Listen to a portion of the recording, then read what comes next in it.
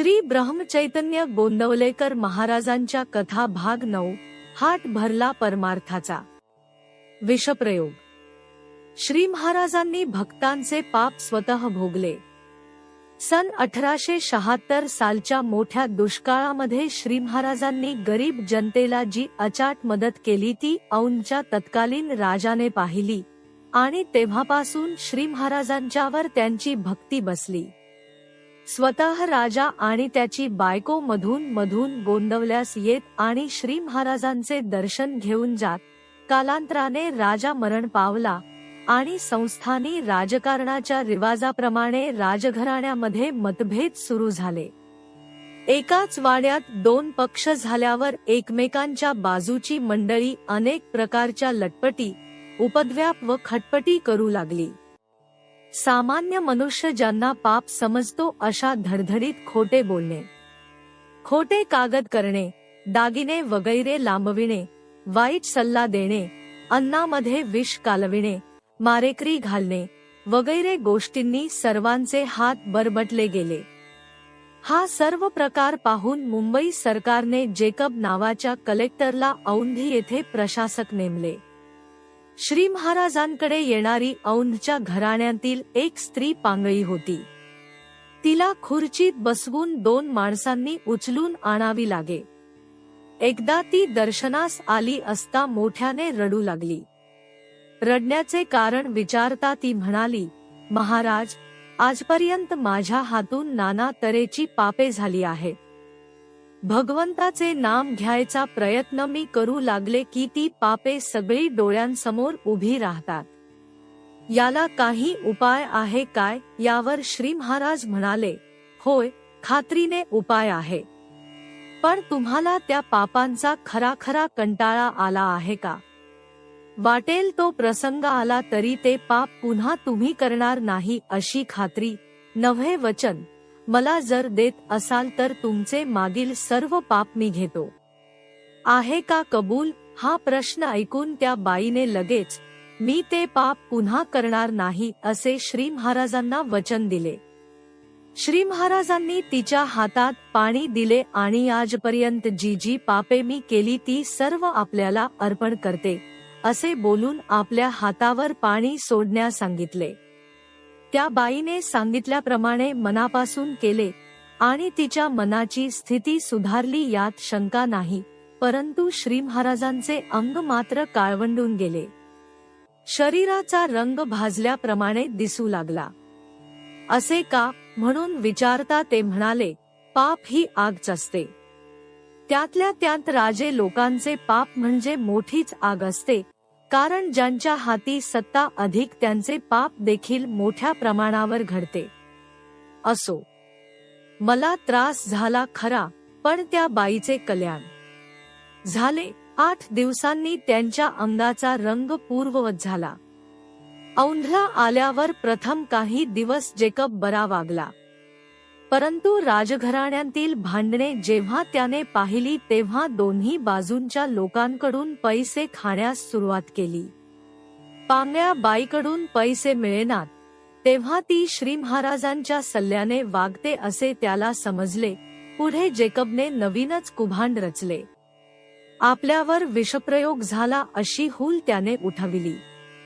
ज्या लोकांनी आपल्याला विष घालण्याचा प्रयत्न केला ते लोक श्री महाराजांची आज्ञा पाळतात व प्रत्येक बाबतीत त्यांचा विचार घेऊन वागतात, म्हणून या विषप्रयोगामध्ये त्यांचा हात असला पाहिजे असा डाव रचून त्याने सातारा कोर्टामध्ये श्री महाराजांची साक्ष काढली।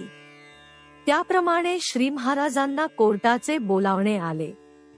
कोर्टाच्या तारखेला अजून अवकाश होता।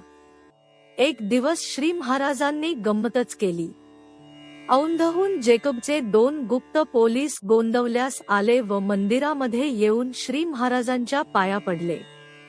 ते दोघेजण गुप्त पोलीस आहेत ही गोष्ट कोणासच माहीत नव्हती। ते पाया पडल्यावर श्री महाराज त्यांना म्हणाले, का हो, आता काय करावे? माझ्यावर राजक्षोभ झाला आहे। अहो, मी काही गुन्हा केला नाही। मी या आरोपांतून सुटेन का हो? मला रात्रंदिवस चैन पडत नाही। अन्न गोड लागत नाही, पण शिंचे माझे हे पोट गरगरीत आहे, ते काही कमी होत नाही, आपण फार घाबरलो आहोत, अशी बेमालूम बतावणी श्री महाराजांनी केली. हे पाहून त्या दोघांपैकी एक जण रात्री जेवण झाल्यावर जेकबकडे रवाना झाला. श्री महाराज म्हणाले, मी येथे मंदिरामध्ये राहिलो तर सरकार मला धरून नेईल, म्हणून मी लपून बसतो, असे बोलून एका माणसाला बरोबर घेतले आणि गावापासून एका फरलांगाच्या अंतरावर असलेल्या आपल्या शेतावर ते गेले. तेथे एक लहान झोपडी होती, त्यात दोघेजण निजले. सकाळी मंदिरांतील सर्व मंडळी तेथे दर्शनास आली. त्यांमध्ये तो पोलीस पण होता. तो नुसता नमस्कार करून निघून गेला. ज्या दिवशी कोर्टाची तारीख होती त्याच्या आधी 2 दिवस श्री महाराज सातारा येथे गेले. दादासाहेब करंदीकर हे त्यांचे वकील. केसच्या दिवशी सकाळी श्री महाराज दादासाहेबांकडे गेले आणि म्हणाले, दादा, केस नीट चालवा, मला यातून सोडवा बरे का. दादासाहेब मनात म्हणाले, अरेच्या, लोक यांना मोठे साधू मानतात आणि हे तर इतक्या साध्या केसला घाबरतात. हे कसे. दुपारी कोर्टामध्ये खटला चालू झाला. श्री महाराज इकडे लोकांना जेवायला घालण्यात गुंतले होते. श्री महाराज निर्दोष आहेत असा जज्जाने निकाल दिला. दादासाहेबांना वाटले की निकाल काय लागतो याची श्री महाराजांना काळजी व कुतूहल असेल, पण त्यांची ही तऱ्हा पाहिल्यावर दादासाहेब मनात समजले. दुसऱ्या दिवशी सकाळी ते मुद्दाम श्री महाराजांच्याकडे गेले. तेव्हा ते म्हणाले, दादा, तू फार मोठे काम केलेस. यावर दादासाहेब बोलले, महाराज, आपल्या बाहेरच्या वागण्यावरून आपल्या मनात काय आहे हे समजणे कठीण आहे. श्री महाराजांनी उत्तर दिले, दादा, मी वकिलांप्रमाणेच वागतो. आपल्या अशिलाचा खटला स्वतःचाच आहे असे तात्पुरते समजून वकील कोर्टामध्ये भांडतो, पण खटल्याचा निकाल कसाही लागला तरी त्याचे सुखदुःख तो मानित नाही, वरून मात्र अशिलाजवळ दुःख दाखवितो. मी अगदी असाच व्यवहार करतो. प्रारब्धाच्या गतीने देहाला जी सुखदुःख भोगावी लागतात त्यात असल्यासारखे दिसावे पण खरे मात्र नसावे. व्यवहार सत्य मानणाऱ्या लोकात वावरायचे असेल तर बाहेरून त्यांच्यासारखे वागणे जरूर आहे. असे वागत असताना आपले भगवंताचे अनुसंधान चुकून दिले की व्यवहार हा खेळ बनतो. कधी हार तर कधी जीत. पण आपण खेळात हरलो काय आणि जिंकलो काय ह्या जीवनाच्या दृष्टीने सारखेच. तरी खेळ खेळताना मात्र तो जिंकण्याचा चांगला प्रयत्न करावा. भगवंताचे नाम घेतले की ही युक्ती आपोआप साधते. म्हणून रात्रंदिवस माझ्या माणसांना मी सांगतो की वाटेल ते झाले तरी भगवंताचे नाम सोडू नका. नामाने चित्त आराम पावते. हा डाव फसल्यावर जेकबने श्री महाराजांना विष घालण्याचे कारस्थान रचले. हा प्रयोग करण्यासाठी त्याने एकामागून एक अशी 3 माणसे गोंदवल्यास पाठविली. तो मनुष्य आला म्हणजे श्री महाराज त्याच्याशी फार प्रेमाने वागत. त्याच्या सोयीगारसोयींकडे जातीने लक्ष घालून ते त्याला अगदी आपलासा करून घेत. याचा परिणाम असा होई की त्यांना विष घालण्याचा विचार तर राहोच, पण 3-4 दिवसांनी तो मनुष्य श्री महाराजांना एकदा भेटे आणि आपण कोणत्या कामासाठी आलो होतो, कोणी आपल्याला पाठविले, आपण काय करणार होतो वगैरे पूर्ण आत्मनिवेदन त्यांच्यापाशी करून त्यांच्याजवळ क्षमा मागे. इतकेच नव्हे तर त्यांचा अनुग्रह घेऊन तो परत जाई. अशा रीतीने जीव घेण्यासाठी आलेले 3 इसम श्री महाराजांना देव मानून गेले. चौथा जो आला तो मात्र खरा आपले काम करणारा होता, यात शंका नाही. त्याच्याबरोबर देखील श्री महाराजांचे वागणे अगदी पूर्ववत होते. 2 दिवस राहिल्यानंतर तिसरे दिवशी त्याने आपला प्रयोग करण्याचे ठरवून श्री महाराजांना आणि भाऊसाहेब केतकर व अप्पासाहेब भडगामोकर अशा आणखी 2घांना आपल्याकडे प्रसादाला बोलविले. तो मनुष्य कोण आहे आणि कशासाठी आला आहे याची कुणकुण काही लोकांना आधीच लागली होती. श्री महाराजांनी आमंत्रण स्वीकारले. दुपारी 12 वाजता त्याने ताट वाढून रामाला नैवेद्य पाठविला. श्री महाराजांनी तो नैवेद्य जमिनीत पुरून टाकण्यास मंदिरातील मंडळींना बजावून सांगितले. जेवणास निघाले तेव्हा ते बोलले, माझ्याबरोबर तुम्ही कोणी येऊ नका, मी एकटा जेवून येतो. हे ऐकून भाऊसाहेब केतकर म्हणाले, रामाचा नैवेद्य आपण पुरून टाकायला सांगता, आम्हांना तिकडे येऊ नका म्हणता, मग आपण तरी एकटे का जाता? त्यावर श्री महाराजांनी उत्तर दिले, भाऊसाहेब, मी जेवायला नाही गेलो तर त्याचे अंतःकरण दुखावेल, म्हणून जाऊन येतो. राम आपला पाठीराखा आहे, तुम्ही स्वस्थ असा. श्री महाराज जेवायला गेले. त्या माणसाने त्यांना अन्नामध्ये सोमल मिसळून खायला घातला. त्यांनी पण बिनतक्रार तो खाल्ला. 1 तासाने ते मंदिरामध्ये परत आले. परत आल्यावर त्यांना विलक्षण शोष पडू लागला आणि त्यांच्या पोटात भयंकर आग होऊ लागली. हा हा करून ते ओरडू लागले आणि सारखे पाणी मागू लागले. 5-6 मिनिटांनी त्यांनी ओंजळ भरून वेलदोडे मागून खाल्ले तरी पोटातील आग काही केल्या शमेना. भाऊसाहेब, आप्पासाहेब, पटाईत मावशी, गंगूताई, काशीताई, नीलकंठ, भवानराव वगैरे त्यांच्यावर खरे प्रेम करणारी माणसे त्यांच्या जीवाची होणारी ही तळमळ पाहून दीनपणे डोळ्यांमध्ये पाणी आणून त्यांच्याकडे पाहत बसून राहिली. इकडे आपण आपले काम बरोबर केले या आनंदात तो मनुष्य लगेच औंधला निघून गेला. संध्याकाळी पोटातील आग कमी होऊन श्री महाराजांना जरा बरे वाटू लागले. रात्री 9 वाजता मंदिरात मंडळी फराळाला बसली तेव्हा श्री महाराजांनी त्या माणसाला फराळाला बोलावणे पाठविले. तेव्हा तो दुपारीच निघून गेला असे त्यांना कळले. त्यावर ते इतकेच शब्द बोलले, अरे रे, हाती आलेला मोठा लाभ त्याने घालविला. असो, रामाची इच्छा. नंतर 10 वाजता श्री महाराज स्वतः भजन करण्यास उभे राहिले. भजनास त्यांनी एका स्वरचित अभंगाने आरंभ केला. काय पाहता श्रेष्ठ जन, काळ आला हो कठीण नका भूलू भलत्या भ्रमी, नाम जपा अंतर्यामी भूल पडली कली माझी, अस्त्याला जन राजी करा अस्त्याचा कंटाळा, नाम जपा वेळोवेळा जेथे तेथे बुद्धिभेद, मिथ्या म्हणती शास्त्र वेद नाम सांगता जनांसी, विष देऊ येती त्यासी दास म्हणे काळगती, पहा युगाची प्रचिती. 12:30 पर्यंत श्री महाराजांनी भजनी निरूपण केले. निरूपणाचा प्रधान विषय असा होता की ज्यावेळी समाजातली पुष्कळ माणसे अमर्याद विषयासक्त बनतात त्यावेळी कलियुग सुरू झाले असे समजावे. सज्जनांची बुद्धी भ्रष्ट होऊन ते देखील विषयाधीन बनतात. अर्थात विषयांची प्राप्ती करून घेण्यासाठी वाटेल ते कृत्य करण्याची त्यांची तयारी असते. अशा प्रसंगी भगवंताच्या नामाचे महात्म्य जो सांगेल त्यावर कठीण प्रसंग यायचेच. पण परमात्मा सांभाळतो अशा निष्ठेने जो राहील तो प्रत्येक संकटातून सहीसलामत पार पडेल यात शंका नाही. म्हणून प्रत्येकाने नामाला चिकटून असावे. या प्रसंगानंतर श्री महाराजांना दमा सुरू झाला तो शेवटपर्यंत राहिला. श्री महाराजांच्या चरित्रामध्ये पुष्कळ अघटित प्रसंग आहेत. परंतु वयाच्या 65व्या वर्षी समजून उमजून विष प्राशन करण्याचा हा प्रसंग पाहिला म्हणजे हालाहल प्राशन करणाऱ्या श्रीशंकराची आठवण आल्यावाचून राहत नाही.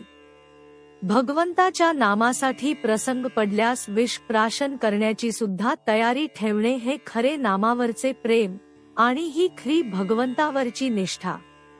म्हणूनच श्री महाराज भगवंताचे नाम लोकांना सांगण्यास योग्य होते. दुसरी एक कथा. स्वदेशी साखर. ते दिवस स्वदेशीचे आणि वंगभंगाच्या चळवळीचे होते. श्री महाराजांना एक गृहस्थ म्हणाला, महाराज, आपल्याला पुष्कळ साखर लागते, आपण ती सर्व परदेशी वापरतो. स्वदेशी साखर विकत आणायची म्हणजे फार महाग पडते. म्हणून आपण साखरेचा एक लहान प्रमाणावर कारखाना काढला तर काय हरकत आहे. श्री महाराज म्हणाले, खरेच त्याला काय हरकत आहे. आपण इथे गोंदवल्यास साखर तयार करू. त्याला कोणकोणती यंत्रे लागतात ती मला सांगावी. एकदा ही कल्पना मान्य झाल्यावर त्यांची चक्रे फिरू लागली. ऊस गाळण्याचे चरक, रस गाळण्याची चाळणी, मळी काढण्याची टांकी, कळीचा चुना, कढ्या, सेंट्रिफ्युगल यंत्र इत्यादी जमा करण्यासाठी श्री महाराजांनी स्वतः खर्च केला आणि सर्व यंत्रे आणविली. यंत्रे येऊन पडल्यावर माहितगार माणसांकडून ती नीट बसवून घेतली. या माणसांमध्ये काही जण गोंदवल्याला येऊन राहिलेली किंवा राहणारी माणसेच होती. यंत्रे बसवून झाल्यावर ऊस आणला आणि एकदा साखर तयार केली. आपल्या घरी तयार झालेल्या त्या साखरेचे मोठे कौतुक झाले. पुढे तो व्याप जो मागे पडला तो कायमचाच. हाच प्रकार पाण्याचे नळ आणण्याचा. कोणी एक जण म्हणाला, महाराज, मंदिरामध्ये नेहमी 300-400 माणसे असतात, त्यांना कितीतरी पाणी ओढ्यावरून किंवा नदीवरून वाहून आणावे लागते.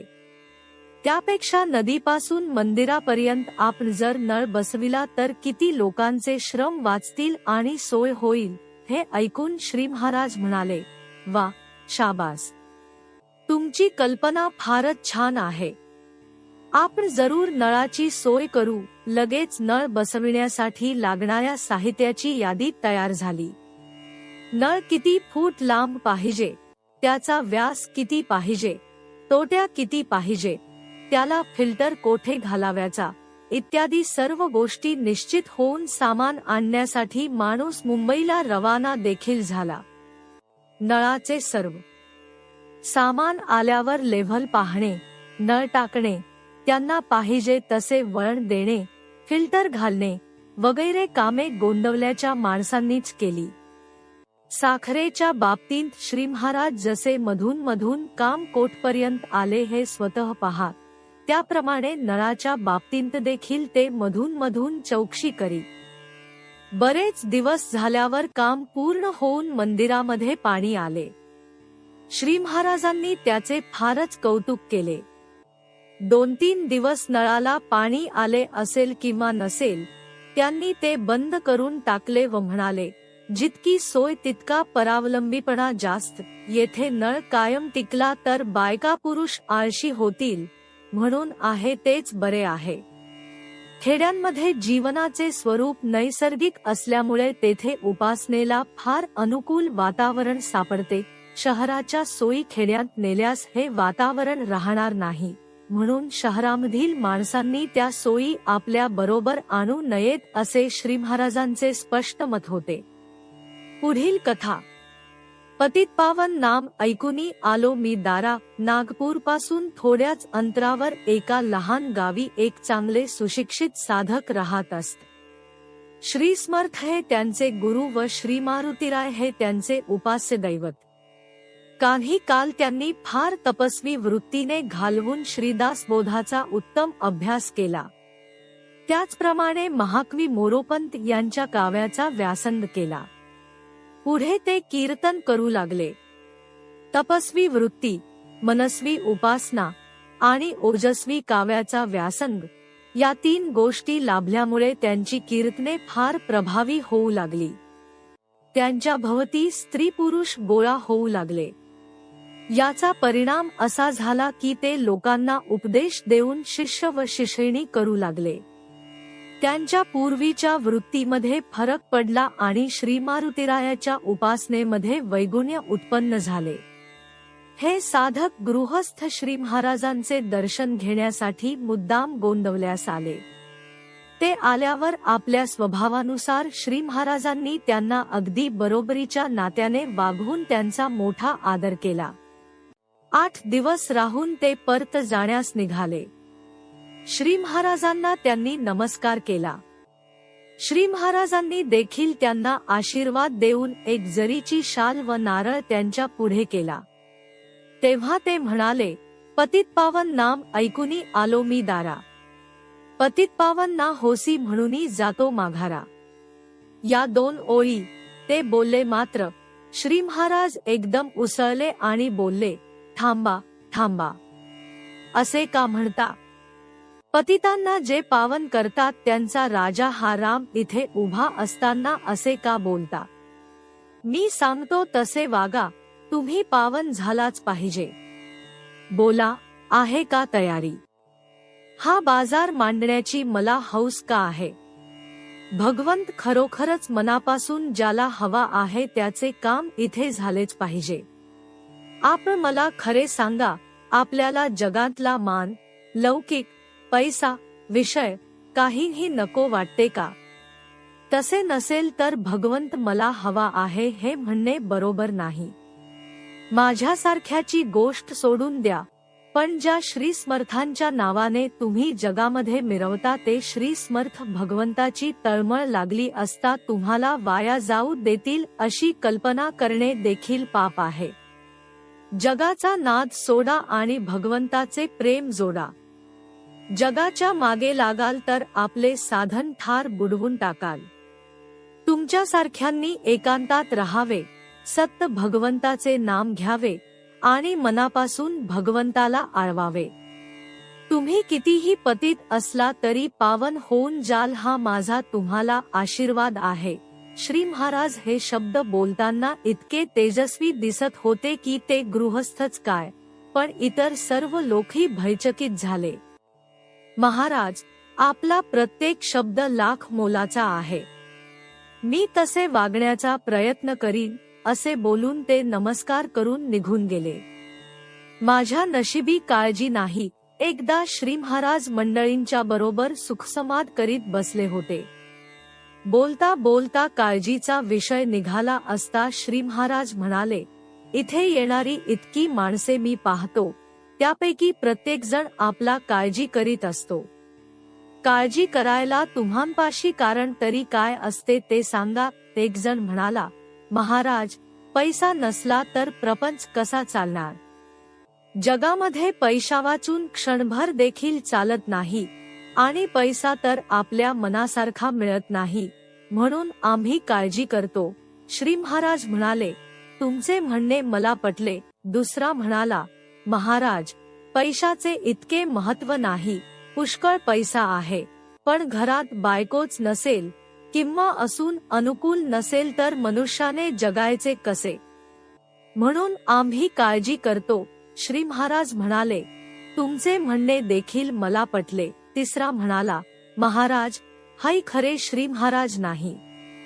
पैसा आहे, बायको आहे, घरदार आहे, पण मूलबाळ नसेल तर म्हातारपण आपल्याला कोण सांभाळील अशी काळजी वाटते, म्हणून आम्ही काळजी करतो.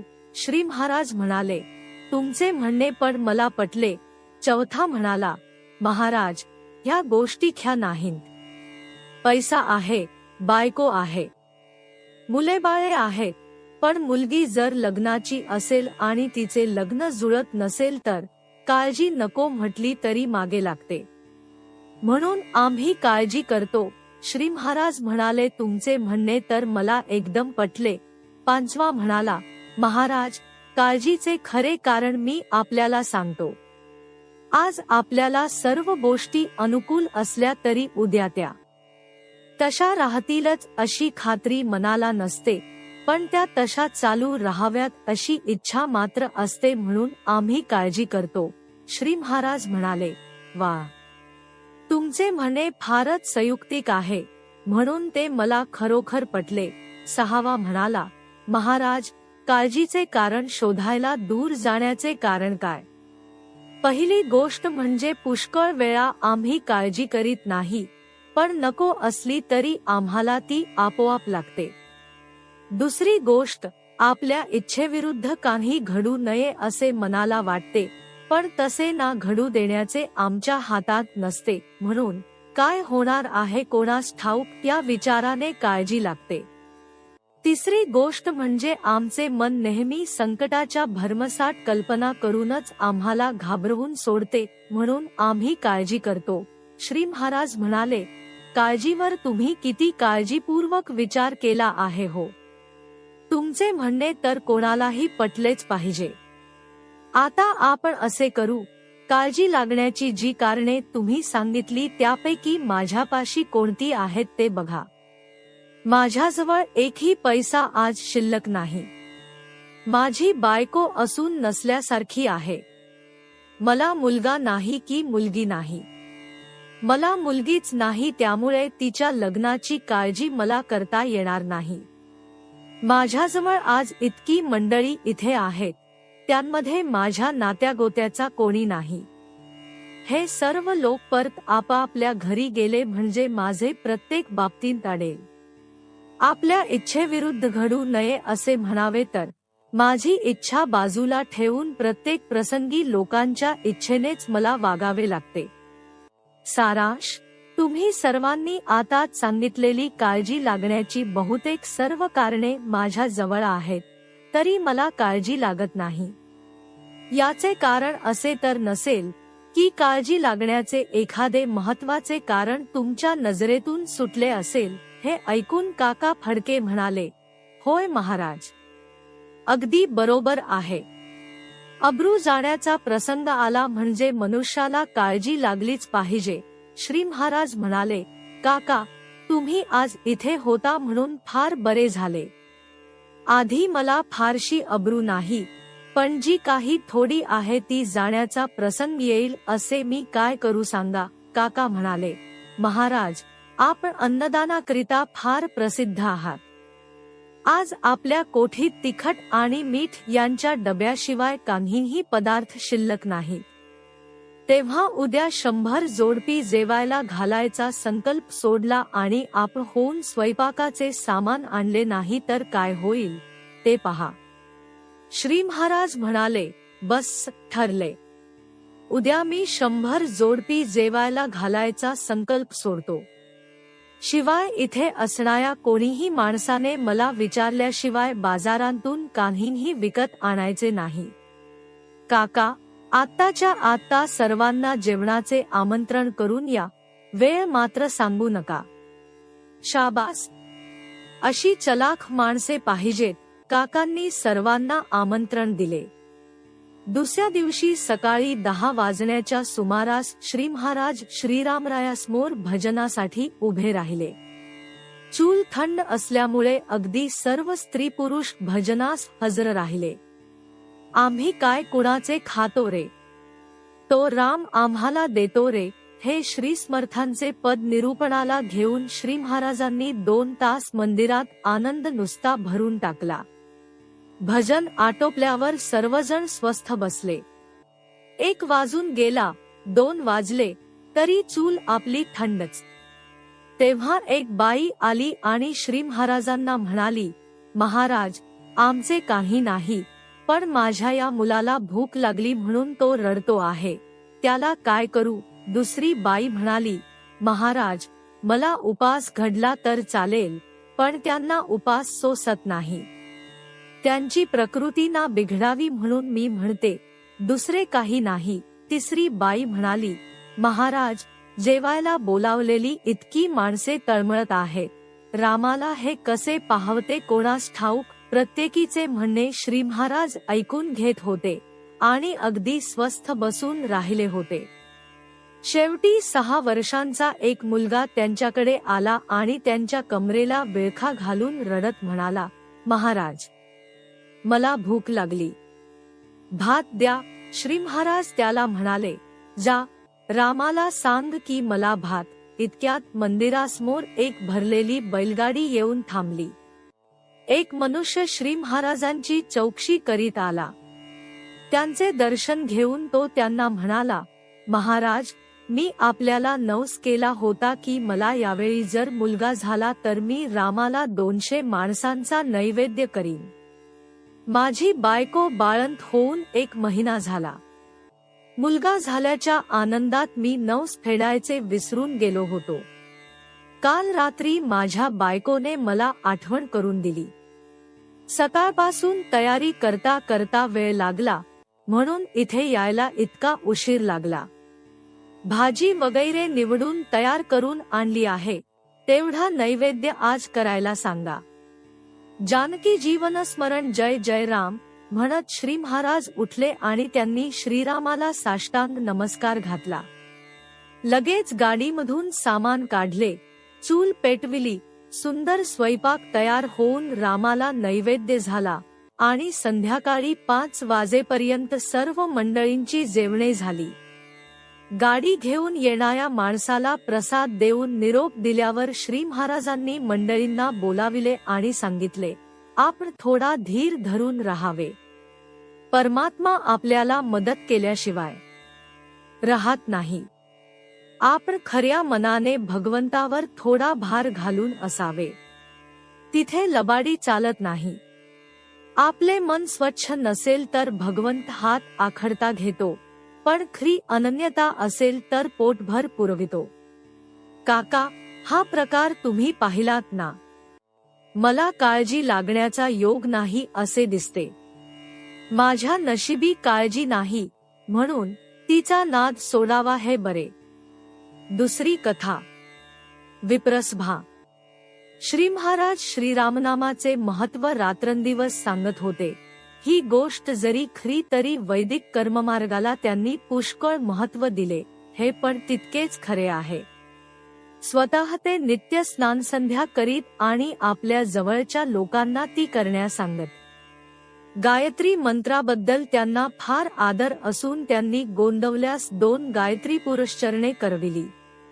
वैदिक अनुष्ठाने तर त्यांनी पुष्कळच करविली. दुसरे गायत्री पुरश्चरण ज्यावेळी झाले त्यावेळी कर्नाटक व महाराष्ट्र येथून विद्वान वैदिक विप्र गोळा झाले होते. त्यातले काहींजण श्री महाराजांची रामनामावर असणारी श्रद्धा पाहून नाराज बनले. संधी साधून एके दिवशी ते श्री महाराजांना म्हणाले, महाराज, आपला बाकीचा आचार आणि व्यवहार उत्तम आहे, परंतु वेदाच्या आज्ञेप्रमाणे गायत्री सर्वश्रेष्ठ असताना आपण विप्रांना देखील रामनाम घ्यायला सांगता हे अगदी वेदबाह्य आहे. असे सांगण्याने आपण त्यांची वेदश्रद्धा भ्रष्ट करीत आहात असे आम्हाला वाटते. श्री महाराज म्हणाले, तुम्ही आपले मत इतक्या स्पष्टपणे मला सांगितले याबद्दल मी तुमचे कौतुक करतो. एकदा तुम्ही सर्वजण एके ठिकाणी जमा, मी तेथे येतो. तेथे आपण या गोष्टीचा निकाल लावू.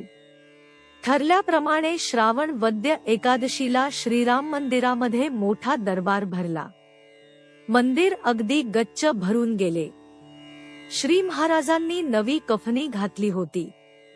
कपाळावर मोठे केशरी गंध लावले असून हातात कुबडी घेतली होती. श्री महाराजांनी प्रथम रामरायाला नमस्कार केला आणि नंतर सर्व ब्रह्मवृंदाला केला. आसनावर येऊन बसल्यावर ते विप्रांना उद्देशून म्हणाले, तुम्ही वेदविद्या जाणणारे सर्वजण मोठे ज्ञानी, भाग्यवान आणि पूज्य आहात. इतकी वर्षे वेदविद्या तुम्ही जतन करून ठेवली हे तुमचे फार मोठे उपकार आहेत. तुमची योग्यता खरोखर मोठी आहे. त्याच्या उलट माझी स्थिती आहे. मी या माणदेशांत राहणारा एक अज्ञ मनुष्य आहे. मला वेदविद्येचा गंध नाही. मला ग्रंथांचे ज्ञान नाही. मी रामरायाचा एक दीन दास आहे. त्याच्या नामावर माझे प्रेम आहे. माझे म्हणणे आपण प्रेमाने ऐकून घ्यावे अशी माझी विनंती आहे.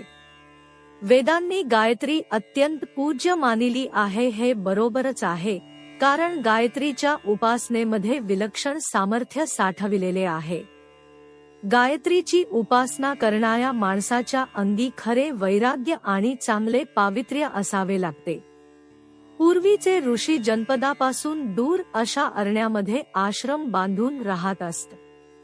कंदमुळे हाच त्यांचा आहार असे. इंद्रिय संयम हा त्यांचा मुख्य आचार असे. सत्य हेच त्यांच्या वाणीचे भूषण असे. काम, क्रोध आणि लोभ जिंकलेले विरागी ऋषी हे गायत्रीची उपासना करायला खरी योग्य माणसे होती. श्री महाराज एवढे बोलत आहेत तोच मध्येच एक विप्र म्हणाला, पण त्या श्रेष्ठ ऋषींचेच आम्ही वंशज आहोत ही गोष्ट आपण विसरू नका. यावर श्री महाराजांनी उत्तर दिले, खरे आहे, तुमचे म्हणणे अगदी खरे आहे. परंतु ज्या प्रकारचे जीवन ऋषीलोक जगत होते त्यांपैकी आपल्याजवळ काय शिल्लक उरले आहे याचा विचार करा. ऋषींचे राहणे, खाणे, पिणे, इंद्रिय संयम, सत्यनिष्ठा यांपैकी आपल्यापाशी काहीच शिल्लक उरले नाही.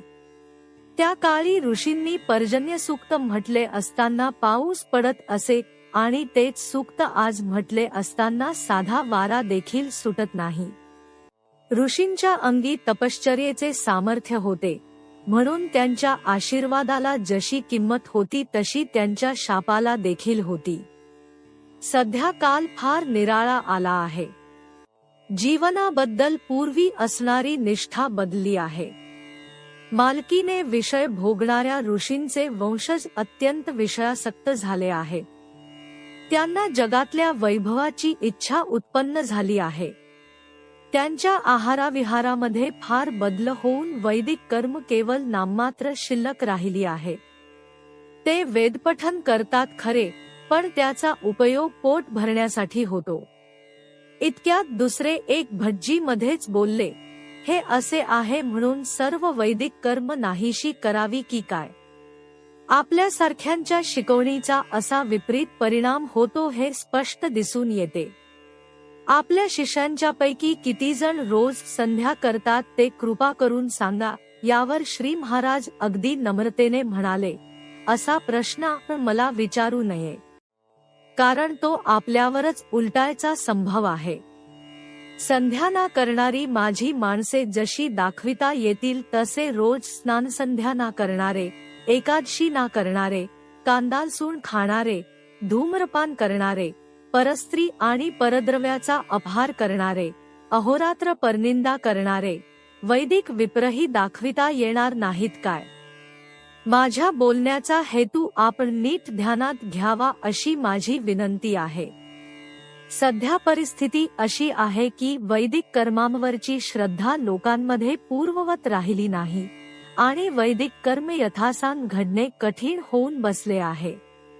अशा प्रसंगी आपल्याला शक्य आहे तितके वैदिक कर्म करावे, परंतु चित्तशुद्धी होण्यासाठी त्यावर पूर्णपणे विसंबून न राहता त्या कर्माच्या जोडीला भगवंताचे नाम घ्यावे. शास्त्रांमध्ये असे सांगून ठेविले आहे की कृतयुगामध्ये ध्यानाने, त्रेतायुगामध्ये हवनाने व द्वापार युगामध्ये देवतार्चनाने भगवंताची प्राप्ती होते. परंतु कलियुगामध्ये यांपैकी काहीच साध्य होणे शक्य नसल्याने भगवंताचे नाम घेतले असता मनुष्याला भगवंताचे दर्शन घडते. शास्त्राच्या या सिद्धांताचा संतांनी स्वतः अनुभव घेतला आणि लोकांना सांगितले की 3.5 कोटी जप केला असता चित्तशुद्धी होते आणि 13 कोटी जप केला असता भगवंताचे दर्शन होते. श्री महाराजांनी संतांचे नाम काढल्याबरोबर सर्व विप्र कोलाहल करू लागले. श्री महाराज गप्प बसले. इतक्यात कोल्हापूरचे उमरजकर शास्त्री उभे राहिले आणि म्हणाले, आम्ही संतांना मानित नाही. आपण जे विधान केले त्याला श्रुतीप्रमाण दाखवा, नाहीतर आपले शब्द मागे घ्या. प्रसंग मोठा आणीबाणीचा होता. ज्या धर्माचार्यांच्या विधानांना वेद किंवा उपनिषदे यांचा आधार नाही त्यांच्या फजितीला पारावार नाही, ही हिंदू धर्माची पुरातन परंपरा आहे. वेदविरुद्ध किंवा वेदबाह्य सिद्धांत प्रतिपादन करणारा मनुष्य पाखंडी समजला जाऊन कोणीही चांगला धर्मप्रेमी हिंदू त्याच्या वाऱ्याला उभा राहत नाही. श्री महाराज आता काय उत्तर देतात हे ऐकण्यास सर्व लोक उत्सुक झाले होते.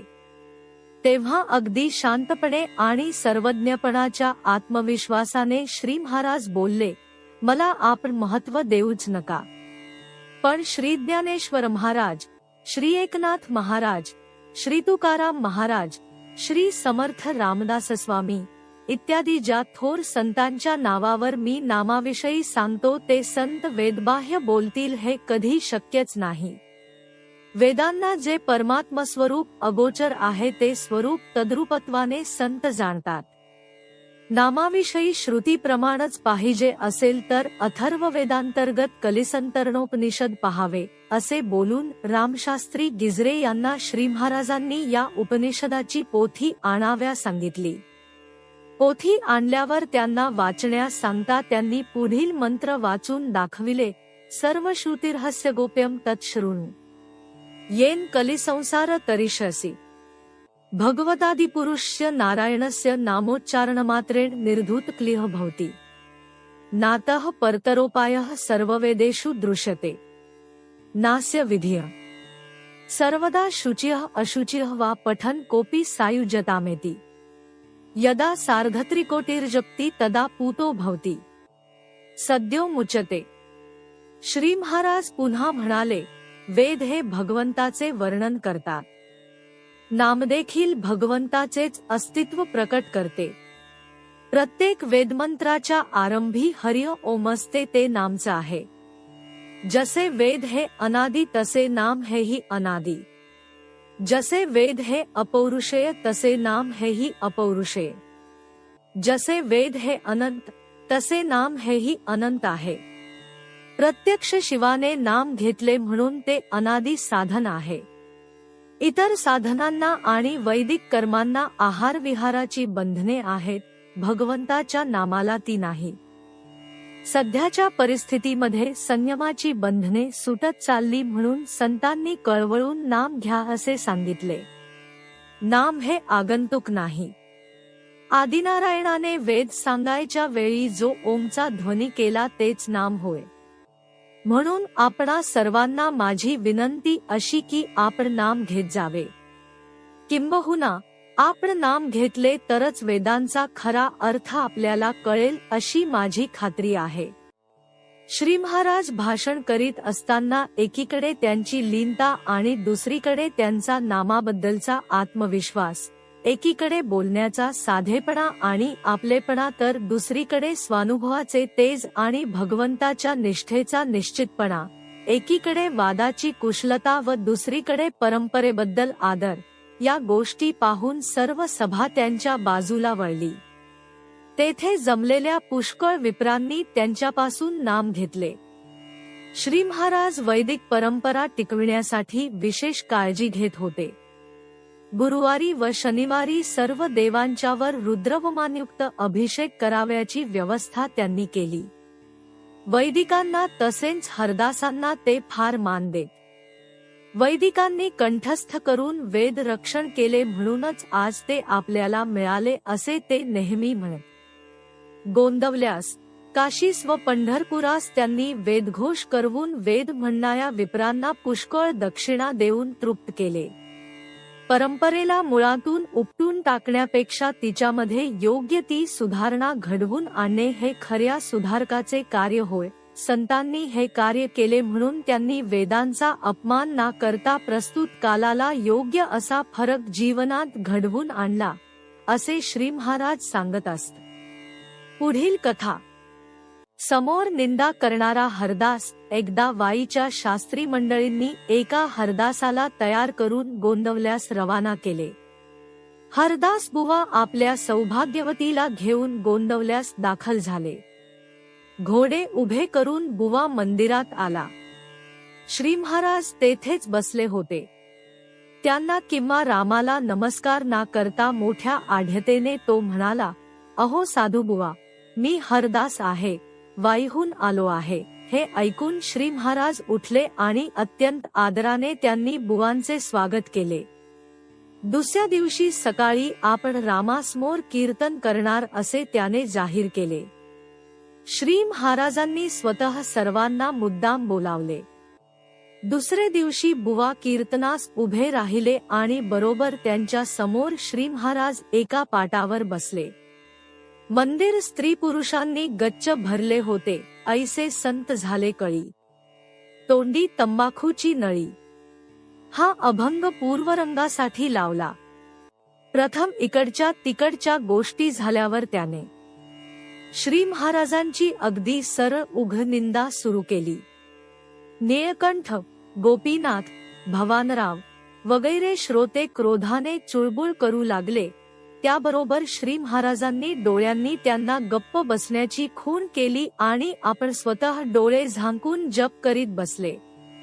1.5 तास बुवांनी श्री महाराजांवर यथेच्छ तोंडसुख घेतले. कीर्तन संपल्यावर आरती होऊन प्रसाद वाटला. शिष्टाचारास अनुसरून श्री महाराज बोलले, बुवा, कीर्तन फार चांगले झाले. यावर बुवा म्हणाला, तुम्ही काय ऐकले? तुम्ही झोप घेत होता. श्री महाराजांनी उत्तर दिले, छे, असे कसे? तुम्ही जे बोलला ते सर्व मी लिहून ठेवले आहे. हे पहा, असे म्हणून पाठपोट लिहिलेले 2 कागद पाटाखालून त्यांनी बाहेर काढले. हा प्रकार पाहून तरी बुवाने समजायला पाहिजे होते, परंतु तो उर्मटपणे पुन्हा म्हणाला, नुसते लिहून काय चाटायचे आहे? तुमचा हा भोंदूपणा टाकून द्या. उगीच इतक्या लोकांना नादी लावून का बुडवता? बुवा हे शब्द बोलले मात्र श्री महाराज उठले आणि अंगातील कफनी काढून फेकीत बोलले, बुवा, तुमच्या उपदेशाने मला आज वैराग्य आले आहे. हे सर्व सोडून मी आता हिमालयामध्ये निघून जातो, पण तुम्ही देखील माझ्या बरोबर आले पाहिजे. असे म्हणून त्याला खेचीतच दारात आणले आणि बाहेर पाऊल टाकता टाकता सर्व मंडळींकडे पाहून ओरडले, हे 300-400 स्त्री पुरुष इथे उभे आहेत, यापैकी कोणीही पुढे यावे, रामाच्या पायावर हात ठेवावा आणि शपथेवर सांगावे की एका पैशाने तरी मी कोणाचा ओशाळा आहे. नाहीतर मी रामाच्या शपथेवर सांगतो की मी कधीही कोणाला बुडविले नाही. तरी बुवा, मी तुम्हाला हिमालयात नेणार. दुपारचा 1 वाजलेला आणि ऊन अत्यंत कडक पडलेले, त्यामुळे जमीन इतकी तापली होती की पायात कान्ही ना घालता चालणे शक्यच नव्हते. श्री महाराजांनी बुवाला रस्त्यात खेचला. पाय भाजल्याने तो मोठ्याने ओरडू लागला. इतक्यात भाऊसाहेब केतकर पुढे झाले आणि म्हणाले, जेवायची सर्व तयारी आहे, आपण चलावे. श्री महाराज भयंकर संतापलेले दिसत होते खरे, परंतु मागे वळून अगदी शांतपणे हलक्या आवाजात ते भाऊसाहेबांना बोलले, पाने मांडून तयारी करा. याला घेऊन हा मी आलोच. लगेच बुवाला ते जोराने मागे खेचू लागले. त्याला पुढे चालणे अशक्य झाले. अखेर तो वाळूत बसला आणि धोत्रात मुतला. आपल्या नवऱ्याची ही केविलवाणी अवस्था पाहून त्याची बायको रडू लागली. तेव्हा गंगूबाईने तिला कानमंत्र दिला आणि जाऊन श्री महाराजांचे पाय धरण्यास सांगितले. त्याप्रमाणे तिने केल्याबरोबर आधीच नर्मलेला बुवा श्री महाराजांच्या पायावर पडला. मग श्री महाराजांनी देखील त्याला उचलून पोटाशी धरले आणि मंदिरात परत आणले. नंतर बुवाचा थाट काय विचारता. श्री महाराजांच्या शेजारी बुवाचे पान, चांदीचे ताट, त्याच्या भोवती रांगोळी आणि जेवताना स्वतः श्री महाराजांचा आग्रह. यानंतर बुवा 2 दिवस राहिला. त्याने पुन्हा उत्तम कीर्तन केले आणि श्री महाराजांचा अनुग्रह घेऊन आनंदाने परत गेला. श्री महाराज परंपरा कशी रक्षण करीत असते याचे एक उत्तम उदाहरण पुढील प्रसंगामध्ये दिसते. मंदिरात रोज मंत्रपुष्पे म्हटली जात. ती म्हणणाऱ्या लोकात ऋग्वेदी व यजुर्वेदी अशी दोन्ही शाखांची मंडळी होती. श्री महाराज स्वतः यजुःशाखी होते म्हणून यजुःशाखी मंडळींना जोर चढला. मंत्रपुष्पस्मे ते घाई करू लागले आणि ऋग्वेदीयांच्या आधी देवे म्हणू लागले. हे पाहून ऋग्वेदी मंडळींना राग आला. याचे पर्यवसान असे झाले की दोन्ही शाखांच्या मंडळींमध्ये तंटा लागून ऋग्वेद श्रेष्ठ की यजुर्वेद श्रेष्ठ याबद्दल वादविवाद सुरू झाला. श्री महाराजांच्या मंदिरात यजुर्वेदाला प्रथम स्थान असले पाहिजे असे यजुःशाखी म्हणत, पण सर्व वेदांमध्ये ऋग्वेद हा आद्यवेद असल्याने कोठेही त्यालाच प्रथम स्थान असले पाहिजे असे ऋक्शाखी म्हणत. शेवटी हा तंटा श्री महाराजांच्या पर्यंत गेला. दोघांचेही म्हणणे शांतपणे ऐकून घेतल्यावर श्री महाराज बोलले, ऋग्वेद हा सर्व वेदांमध्ये थोर वेद आहे. त्याच्यापासून आणि म्हणून त्याच्यानंतर इतर वेद उत्पन्न झाले. अर्थात ऋग्वेदालाच सर्व ठिकाणी प्रथम स्थान दिले पाहिजे. ऋग्वेद आधी म्हणावा, नंतर इतर वेद म्हणावेत. आपण नाम घेणाऱ्या लोकांनी शास्त्राच्या विरुद्ध वर्तन करू नये. आपले लक्ष भगवंताकडे ठेवले तर असले क्षुल्लक वाद करायला वेळच सापडणार नाही. वेद म्हणजे भगवंताची स्तुती होय. ती करीत असताना आपले लक्ष शब्दांकडे नसावे, अर्थ समजला नाही तरी भगवंताकडे असावे. आपण तेवढेच बरोबर विसरतो, म्हणून असले तंटे उत्पन्न होतात. शहाण्या माणसाने असे ना करावे. श्री महाराज गिरवीस असता सरदार पोतनीस आपले नवे जावी अण्णासाहेब आंबेगावकर यांना घेऊन दर्शनास आले. अण्णासाहेब 25 वर्षांचे तरुण व पुष्कळ इंग्रजी शिकलेले असल्याने देवावर जरी त्यांची श्रद्धा होती तरी साधुसंतांच्यावर नव्हती. म्हणून आरंभापासूनच ते श्री महाराजांच्याकडे साशंक दृष्टीने पाहत होते. दर्शन व स्नान झाल्यानंतर जेवणासाठी पाने वगैरे मांडण्याची तयारी सुरू झाली. तेव्हा श्री महाराजांनी स्वतः पाने मांडण्यास आरंभ केला. त्यांची प्रत्येक हालचाल अण्णासाहेब अगदी बारीक नजरेने बघत होते. श्री महाराज पाने मांडू लागल्यावर ते मनात म्हणाले, अरे हे काय, हे एवढे मोठे साधू आहेत आणि असली हलकी कामे करतात. हा कसला साधूपणा बुवा. जेवणे आटोपल्यावर सर्व मंडळींनी विश्रांती घेतली. दुपारी 4 वाजून गेल्यावर पोतनीसांनी श्री महाराजांना आपल्याकडे चहाफराळासाठी बोलावून आणले. सर्व मंडळी बसली असता नवे जावई म्हणून त्यांच्या सास्याने अण्णासाहेबांना आणून मुद्दाम श्री महाराजांच्या शेजारी बसविले. आपल्याकडे कोणाचे विशेष लक्ष नाही असे पाहून श्री महाराज हलक्या आवाजाने अण्णासाहेबांच्या कानात बोलले, जेवणाची पाने मांडणे, झाडून काढणे ही हलकी कामे मी करीत असतो. ज्या शब्दात त्यांच्या मनात तो विचार आला होता तेच शब्द श्री महाराज त्यांच्या कानात बोलले. तेव्हा अण्णासाहेब फार चकित झाले आणि श्री महाराजांच्याकडे पाहण्याची त्यांची दृष्टीच एकदम बदलली. 10 कोटी रुपये मागणारा गांजेकस, गांजाचे व्यसन असणारा एक मनुष्य प्रत्येक साधूच्या दर्शनास जात असे. दर्शन घेतल्यावर त्याचे मागणे ठरलेले असे, ते हे की मला 10 कोटी रुपये पाहिजेत. तुम्ही लक्ष्मीपती वश करून घेतला आहे, म्हणून त्याच्याकडून तुम्ही ते मला मिळवून द्यावे.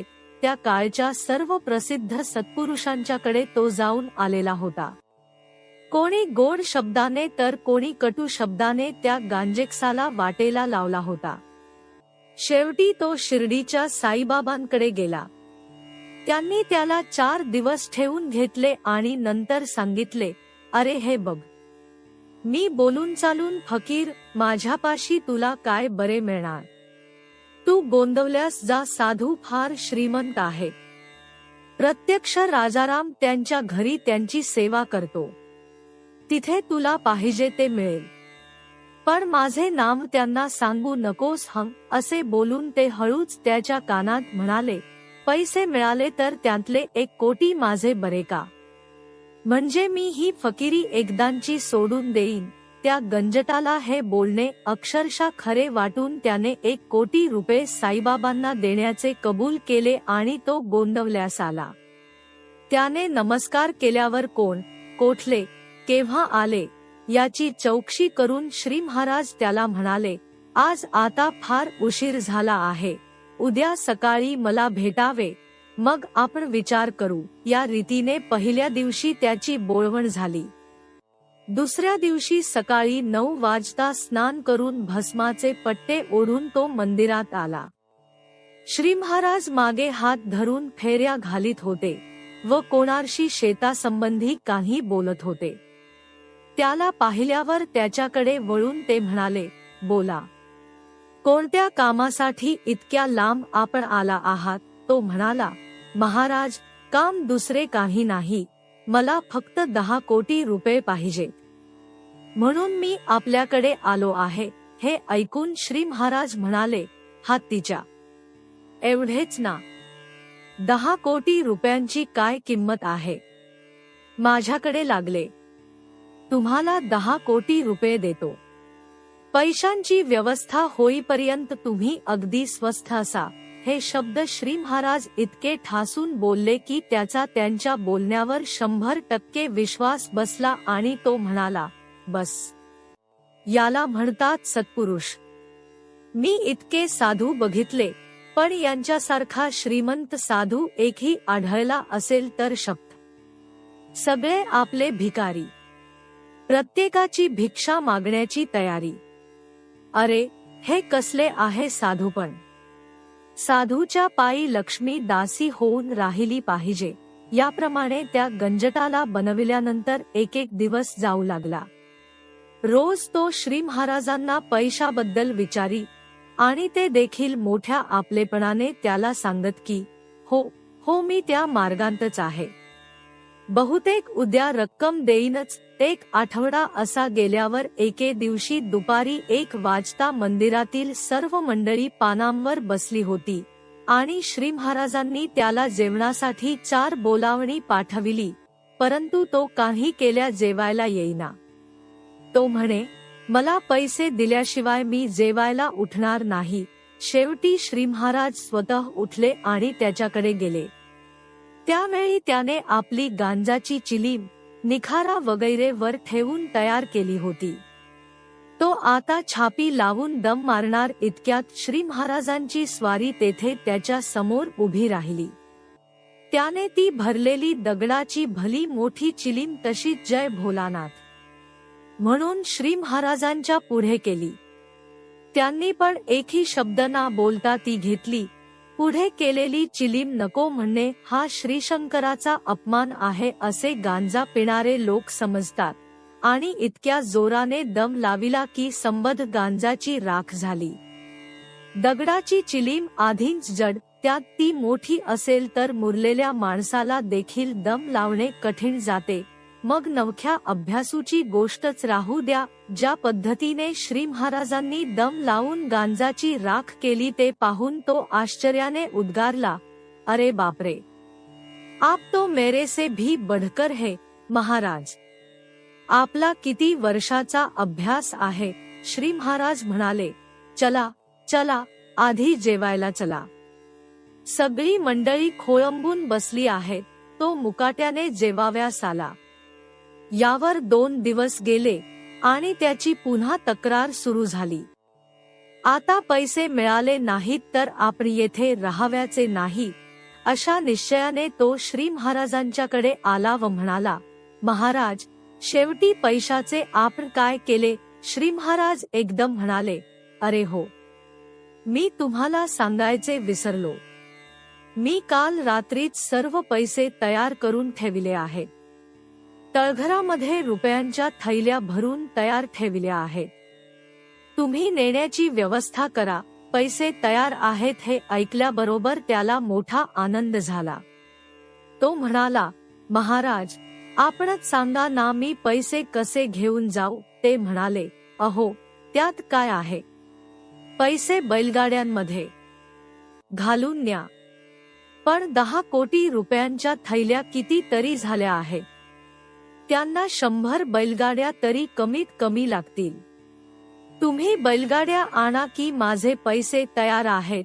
पैशाच्या थैल्या तळघरामध्ये आहेत. हे ऐकून त्या गंजटाला जितका आनंद झाला तितकाच थैल्या नेण्यासाठी 100 बैलगाड्या कोठून आणाव्याच्या याची चिंता त्याला लागली आणि तो गप्पच बसला. नंतर 1-2 वेळा त्याने पैशाबद्दल बोलणे काढले, पण श्री महाराजांनी बैलगाड्यांचा प्रश्न पुढे मांडला. शेवटी कंटाळून तो परत जाण्यास निघाला. तेव्हा त्याला नाम देऊन पैशाचा नाद सोडण्यास श्री महाराजांनी सांगितले. एकदा एका एकादशीला चूल बंद ठेवून श्री महाराजांनी रामासमोर सर्व मंडळींना घेऊन मोठे प्रेमळ भजन केले. दुपारी 2-3 वाजेपर्यंत सर्वांना उपवास घडला. भजनानंतर श्री महाराज म्हणाले, सगळेजण रामासमोर जप करीत बसा. तो काहीतरी खायला देईलच देईल. 4:30 वाजता एक शेतकरी उकडलेल्या राताळ्यांनी भरलेली गाडी घेऊन आला. उत्पन्नातला 10वा हिस्सा श्री महाराजांना अर्पण करण्याचा त्याचा नवस होता. अर्थात सर्वांना पोटभर खायला मिळाले. फराळ झाल्यावर श्री महाराज म्हणाले, भगवंताचे स्मरण करणाऱ्याला देहधारणेपुरते अन्न व वस्त्र मागण्याचा पूर्ण अधिकार आहे. जास्त लोभ मात्र नसावा, म्हणजे भगवंत खात्रीने देतो. नागाला शपथ. कृष्णराव तरडे या नामवाचा एक मनुष्य गोंदवल्यास श्री महाराजांच्या दर्शनास आला होता. एके दिवशी तो शौचाला जाऊन शेतातून परत येत असताना त्याला समोर एक मोठा नाग आढळला. त्याला पाहिल्याबरोबर कृष्णराव फार घाबरला आणि ओरडला, नागोबा, तुला महाराजांची शपथ आहे, तेथेच थांब, पुढे येऊ नकोस. हे शब्द ऐकून तो नाग तेथेच थांबला आणि कृष्णराव मंदिरात परत आला. थोड्या वेळाने त्याने ही गोष्ट सहज श्री महाराजांना सांगितली. तेव्हा ते बोलले, अरे जा जा, त्याची शपथ मोकळी करा. आपण असे करू नये. मंडळींनी शेतात बघितले तर तो नाग तेथेच बसलेला आढळला. लांबूनच त्यांनी ओरडून शपथ मोकळी केली. तेव्हा तो आपल्या वाटेने चालता झाला. शुद्ध भावनेचे फळ व मोरगिरीच्या जवळ कोकिसरे नावाचे एक खेडे आहे. तेथे एक महारीण बाळंतपणामध्ये अडली.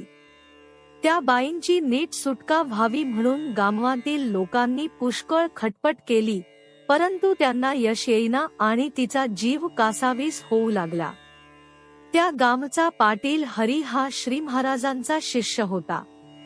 पाटलाने श्री महाराजांचे स्मरण करून तिला अंगारा लावला आणि आपण बाहेर नामस्मरण करीत बसला. अंगारा लावल्यानंतर तिला तंद्री लागली व श्री महाराज दिसले. त्यांनी तिच्या पोटावरून हात फिरविला आणि श्रीराम श्रीराम असा जप करीत जा असे तिच्या कानात सांगितले व आपण निघून गेले. तंद्रीतून ती जागी झाली तेव्हा तिची सुटका झालेली होती. काही दिवस गेल्यावर ती नव्यासह मोरगिरीला गेली. तेथे राम मंदिरामध्ये आपला नवस तिने फेडला आणि गोंदवल्यास श्री महाराजांच्या नामवे 5 रुपये पाठविले. ते पैसे आले तेव्हा श्री महाराज बोलले, शुद्ध भावनेचे हे फळ आहे. पुष्कळ वेळा गरीब अशिक्षित लोकच या बाबतीत श्रेष्ठ असतात. आपण नाम घेत जावे. नामाने भावना शुद्ध होत जाते आणि नंतर शुद्ध भावनेने नाम घेतले की भगवंत दर्शन देतो. नामाने प्रपंचांतले प्रसंग निवळतात, यात विलक्षण असे काही नाही. दुसरा प्रसंग. खटावच्या जवळ राहणारा एक शेतकरी गोंदवल्यास येत असे. त्याला एकच मुलगा होता. त्याच्या उजव्या हाताला अंगठ्यावर आणखी एक अंगठा होता. त्यामुळे त्याला बरोबर नांगर धरता येईना. एकदा शेतकरी श्री महाराजांना म्हणाला, महाराज, माझ्या मागे हैपोर शेत कसे करील? त्याला नांगर धरता येत नाही. तेव्हा श्री महाराज बोलले, तू काळजी करू नकोस. त्याच्या अंगठ्याला रामाचा अंगारा रोज लावीत जा. त्याप्रमाणे शेतकऱ्याने रोज मुलाच्या हाताला अंगारा लावण्याचा क्रम ठेवला. 3 महिन्यांनी ते 6वे बोट आपोआप गळून पडले. त्या प्रीत्यर्थ रामाला नैवेद्य करण्यासाठी त्याने अर्धे पोते जोंधळे गोंदवल्यास आणले. तो श्री महाराजांना म्हणे, महाराज, तुम्ही माझ्या मुलाला बरे केले. ते त्याला म्हणत, श्रीरामाने तुझ्या मुलाला बरा केला. जगामध्ये घडणाऱ्या गोष्टीचे कर्तृत्व श्रीरामरायाकडे आहे हे त्याच्या गळी उतरवण्यास श्री महाराजांना त्याच्याशी अर्धा तास बोलावे लागले. शेवटी त्याने ते कबूल केले. जानकी जीवन स्मरण. जय जय राम. श्रीराम जय राम, जय जय राम.